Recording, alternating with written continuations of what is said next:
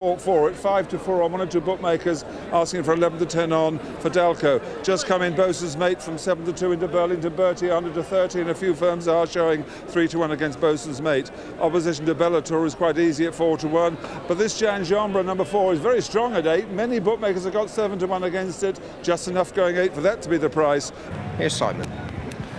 Bosun's Mate in the maroon sleeve jacket, running over a longer distance at Aintree and may well force this all the way. Bosun's Mate and Gingembre as they take the first. Fidalco over in third, then Bellator and Spirit Dancer. The second is an open ditch, and Bosun's Mate and Tom Jenks at a good pace to Gingembre in second. Fidalco, Bellator in the black jacket on the right. In the noseband is the Irish Raider Spirit Dancer. And the next, Bosun's Mate. Just brush through the top of that from Gingembre. As they approach the last in the back straight in this Ashleybank Investments Future Champion Novices Chase. And they all jump that one like handicappers, which is what they'll be next season. And now beginning the descent back to the home straight. Just a bit of news later on. Casterbridge is a non-runner now in the Ladbroke Casino Scottish National. Another non-runner out of the big race. As they straighten up for 4 fences up the straight. Bosun's Mate just had to put himself right at it, but I thought he was clever enough, but he got a sharp reminder from Tom Jenks for his trouble. Gingembre on the outside, then Fidalco in third, Bellator. That reminder seemed to have the desired effect there. Bosun's Mate was a bit more committed at that next fence. Fidalco went off a shade of odds on, 6-5 on.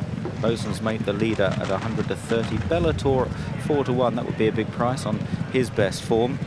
Couldn't believe the price of race leader at Thirsk for all that money for French fellow, but here we are back at air over the next. Bosun's Mate didn't get very high, but lands by about 4 lengths to Gingembre in second. Fidalco looking for this 5-timer for his owner Robert Ogden.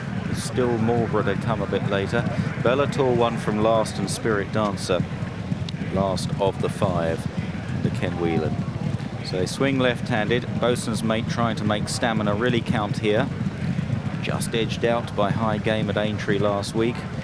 Gingembre in second place in the green jacket, then Fidalco on the inside, and Mick Fitzgerald from Bellator and Tony McCoy. Just niggling a little there, Tony, as they swung left-handed to the far side. Spirit Dancer, the back marker. They've nearly completed a circuit. This is fence number 9 coming up of 17. Gingembre on the outside of Bosun's Mate, and possibly just led there. Fidalco in third from Bellator and Spirit Dancer. So Gingembre now heads Bosun's Mate as they approach another plain fence. Gingembre, Bosun's Mate in second, Fidalco in third, then Spirit Dancer and Bellator. It's a bit lazy over that fence and drops away now to be last of the 5. Another open ditch coming up. It's this improving French bred. Gingembre continues to lead, a little out to the right from Bosun's Mate.